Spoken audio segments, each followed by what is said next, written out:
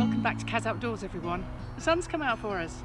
So I'm going to do another tag video today. I think these have been really good in lockdown because we're not doing our normal long hikes and wild camping, so it's given another focus, and it's also bringing attention to some really important things like mental health. So I like the tag videos. So in this video today, I've been tagged to do a video on 5 backpacking tips for beginners, and I got the tag from Outdoors with T. I'll put a link to his channel in the description below. He's a guy in America, outdoorsy, fishing, all sorts of stuff, so do go and check him out. So 5 tips.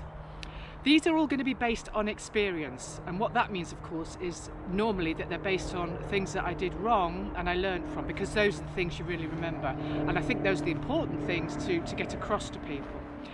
So my first tip is about pack weight. Now I'd suggest that, say you're going off on a multi-day hike, that before you go, you pack your bag with everything you're going to take with you at home, and then you go out from your house for, say, a 10-15 kilometre hike, just to test out how you cope with the weight, and also whether your pack is fitted correctly on your hips and your shoulders, and you'll learn a lot like that. I didn't do that before I did my solo hike of the South Downs Way, and I really regretted it. I ended up with blisters on my shoulders and on my back, which I think could have been prevented if I'd fitted the pack correctly before leaving home, and also known more about what weight I was capable of carrying over those long distances. So that's my first tip, to go out from home with the pack as you intend to take it. Put the water in, maybe not the food, but equivalent weight in there, and go and see how you find it. I've been thinking, as I've been walking along today on this first day, I've learnt so much already. You may think some's obvious when I tell you, but some of it I just ran out of time, which really is no excuse. So, and this is something I really intended to do before I left, but you know, ran out of time, is I would definitely fully pack my rucksack and go out from home for, I don't know, a 15k hike or something like that.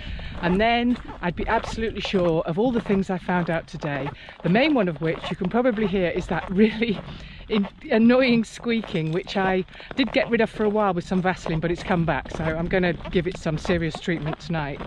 And also I've had to alter the arm straps a little and the hip belt, but not much. But if I'd have gone out from home before I embarked on this, I think I would have had it better set up, so that's another thing.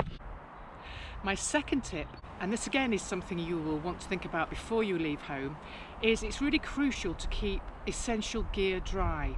So imagine you've been out and it's been torrential rain all day. It's so important that your sleeping bag and a change of clothes, including a pair of socks, are dry. I mean, imagine getting there and taking all your sopping wet clothes off and having nothing dry to put on. So make sure, I always put everything in a couple of bags. I use a big Osprey liner in my pack, but I also wrap them in a bin bag or plastic bags as well. So my sleeping bag goes in like that, and then anything that I want to keep dry, so I take sort of some leggings and a top, merino wool ones, some gloves, socks, a beanie and a buff, and they go in a dry bag, really secure in there, so that I'm confident they're not going to get wet, and when I get to camp, whatever the weather's thrown at me all day, I've got something dry to change into. My third tip is about navigation. Now, it's probably not what you're thinking. I'm not going to say about learn to use a compass and read a map. That, of course, yes, is important. But what I am going to say is make sure when you're out that you check, whether you're using a map and compass or whether you're using an app on your phone, make sure that you check where you are regularly. It's really easy to just, especially when you're with someone, to just carry on chatting, enjoying the day, and then when you look at your app or the map, you're kind of not where you thought you wanted to be or where you expected to be. This happened to me. Firstly, it can add miles onto your day if you've got to keep backtracking. And of course, the main reason, it can be dangerous. If you keep going on, you might get to the point where you're too tired to start hiking back, and all sorts of things. There's all sorts of reasons too. It's a good idea to make sure you know where you are. Check out this clip here. So I've just left Winchester, and I know I'm going the right way because I know I have to cross the M3, and I can hear it getting louder and louder. So I'll catch up with you later. So I've ended up doing a bit of a stupid thing, really, a very stupid thing. I went off route I mean, the reason I chose the South Downs Way, because the start of it is quite close to my home. I know the city where it starts, so it wasn't a big risk in that sense. And I wasn't complacent. It's just that I ended up following the South Downs Way cycle route instead of the walking route, which I thought would be sort of parallel or quite similar, and it doesn't seem they are. Anyway, lesson learned, and I've got this beautiful river Itchen, I think it is, that I'm walking along just to get back en route. I mean, I've only gone, I think, 3 kilometers off route, which is quite a lot when you're backpacking, I know, but like I say, it's all a big lesson for me to check more regularly and make sure I'm on the right track. What I do personally is I have a map and compass with me, but I also have downloaded onto my phone, I have the route on View Ranger, and I also use the Ordnance Survey app. So I've got, you know, various ways of trying to check where I am, but obviously if you're going to use your phone as navigation, then you're going to need a power bank as well, so make sure you have one of those so that you've always got some battery. Now, my fourth tip is about taking rest breaks when you're out on the trail. If you haven't done lots of multi-day hikes carrying a weight, a pack on your back, then it might be something unusual one to bring up, but what I found was that I was reluctant to stop because of the weight of the pack on my back. I just sort of got it in a position where I was managing, and I really dreaded stopping, having to take it off. Well, actually not taking it off, I dreaded having to put it back on again. And obviously my things, that snacks and drink and everything, were inside there, so I had to take it off. So I kept putting it off, thinking, well, I'll just wait till I get a bit further and a bit further, simply for that dread of having to maneuver that weight back onto my back again. And as you can see here, it wasn't the right thing to do at all. Another good lesson learned on the trail this morning. I've just come up a stinker of a hill, and I really didn't want to stop. Not on the hill, I stopped every several paces to get my breath, but when I got to the top, I didn't want to stop. And this is because I really hate taking my backpack off, because I dread putting it back on again.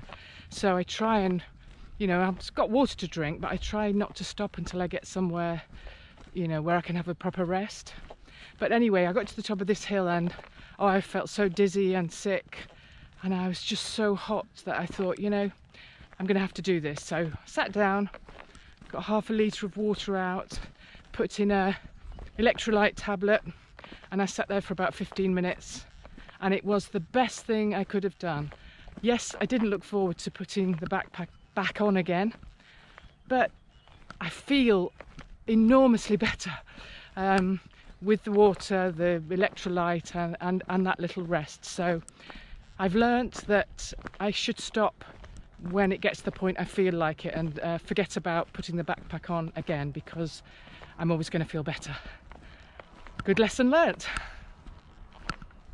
Now, my final tip I actually have got from another YouTuber who sent me a message, a comment on one of my videos, and I thought it was a brilliant tip. So I'm going to read out who it was and what the tip was here, so I want to get this right. This is from Arctic Nature Therapy. I think he's in Norway, but I will put a link again to his channel in the description. And he said that the advice from the Norwegian Mountain Code on backpacking is, don't be ashamed to turn around. I thought that was brilliant, because he goes on to say that sometimes we just need to accept that this is not our day and go home. There will always be other opportunities. And it really struck me, because I've noticed often on social media that if people don't complete something, whether it's a race or a hike or a swim, whatever it might be, if they don't complete and they come back to shore or back home or whatever, then they say, I failed. Well, it's not a failure, is it? If you can recognise when it's not a good idea to go on, probably you're not capable of going any further, or the weather's turning, or, you know, it's irresponsible to go on. That is a big success, and that's a really good thing to learn in the outdoors community. So I think that's a brilliant tip. So I hope you've enjoyed these tips. Those are my 5. I'm sure, I hope lots of people will carry on. Oh, shall I tag somebody? Okay, so just remains for me to tag some other channels to see if they'd like to have a go at the backpacking tips. It's no obligation, but if you fancy a crack, then please do. And I'm going to nominate Simon Outdoors, Anthony Johnson, and tea in Valhalla.